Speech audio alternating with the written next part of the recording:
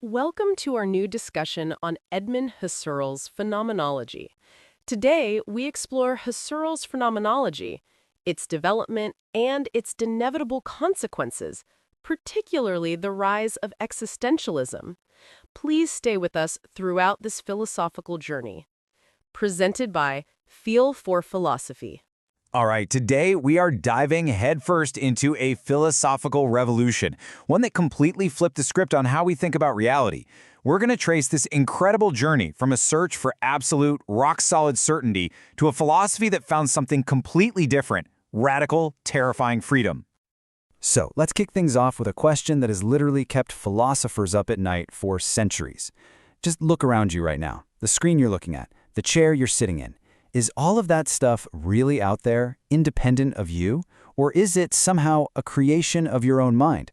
This is the giant puzzle that gets our whole story started. Now, to really get why this revolution was so huge, you have to understand the crisis that came before it. By the time we get to the 20th century, philosophy had kind of hit a wall.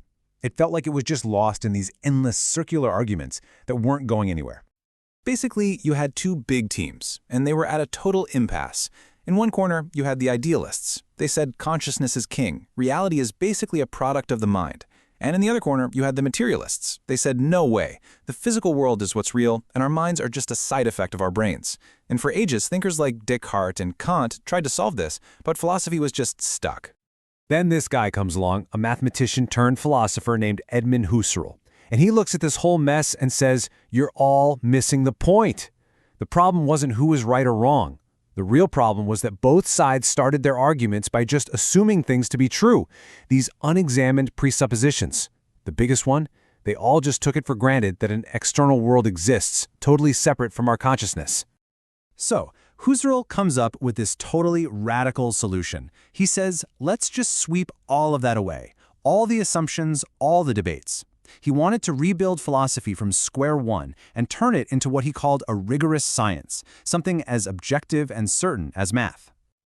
His famous rallying cry was, to the things themselves. But, and this is the critical twist, when he said things, he didn't mean the physical objects out there in the world. Nope, he meant the way those things appear to us directly in our consciousness. He wanted to study the phenomena. The entire focus of philosophy was about to shift inward. And he called this new science phenomenology. It's the study of experience itself. So instead of asking, is that chair out there real? The phenomenologist asks a totally different question. What is the experience of seeing a chair? What does that look like, feel like, in my consciousness? See the shift? It's a game changer. So how in the world do you actually do that? How do you study pure experience without making any assumptions? Well, Husserl came up with a really clever two-step method. Let's walk through it. Okay, the first step has a fancy name, the epoche. All that means is suspending judgment, or putting the world in brackets. The second step is called the eidetic reduction, which is just a way of finding the absolute core, or the essence of an experience. Don't worry about the terms, it's actually pretty simple when you see it in action.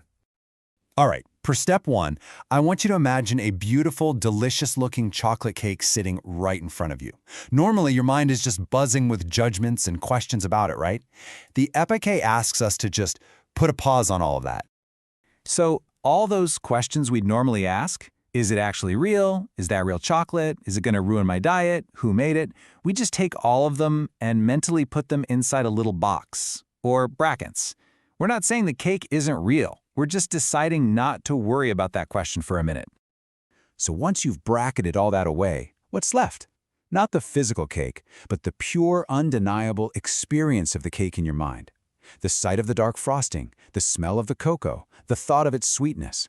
That stuff, Husserl says, is the only thing you can be absolutely 100% certain of because it's happening right inside your consciousness. Okay, now for step two. Once you've isolated that pure experience, how do you find its essential core? For this, let's try another little thought experiment, this time with a chair. So just picture a basic chair in your mind. Got it? Okay, now, in your mind, change its color from, say, brown to bright red. Is it still a chair? Yeah, of course it is. So color isn't essential to what makes a chair a chair. Let's keep going. What if you change the material from wood to plastic? Still a chair. What if you give it 3 legs instead of 4? Or, hey, what if it's one of those hanging pod chairs with no legs at all? It's still a chair, right? We're stripping away everything that's not absolutely necessary. But now for the crucial move. What if you change it in a way that you can no longer sit on it? What if you take away its sittability? Is it still a chair? No. Suddenly it's something else. Maybe it's a piece of art. Maybe it's just a pile of wood. But it is no longer a chair. And that quality of being sittable is what Husserl called the essence, or the ethos. It's the core, unchangeable property that makes a thing what it is. And you don't figure this out with logic, you just grasp it intuitively through this thought experiment. It's a real aha moment. So, Husserl was convinced he had found it, the key to absolute philosophical certainty, a way to study the pure, timeless essences of things. But, and this is a huge but, his method had a massive, totally unintended consequence. By focusing so hard on the what something is, he accidentally made his students obsessed with something else entirely. And here's the divide that opened up. Husserl's entire project was about understanding the what of a thing, its timeless, unchanging essence. But his students, people like Martin Heidegger, started saying, wait a minute, what about the that? What about the raw, messy, concrete fact that the thing exists at all? You know, the very thing Husserl's method told us to put in brackets? And this shift in focus leads to one of the most incredible rebellions in modern philosophy. Husserl's own students took his tools, this focus on direct lived experience, and they turned them against his own project. This was the birth of existentialism. Their criticism was simple but absolutely devastating. They basically said, studying pure essences is like studying the perfect blueprint of a house while completely ignoring the fact that we're living in a real, creaky, messy one. For them, especially when it came to humans, you can't talk about our essence without first confronting the brutal, shocking fact that we exist, that we are just thrown into this world without any say in the matter. And this whole rebellion, this entire new way of thinking, was captured in 3 simple but earth-shattering words that flipped centuries of philosophy on its head. Existence precedes essence. So what does that actually mean? Well, for the existentialists, it means we aren't like chairs. A chair is designed with a purpose and essence before it even exists.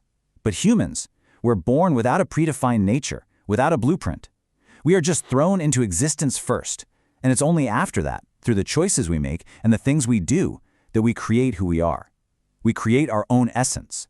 We are radically, terrifyingly free, and totally responsible for the person we become.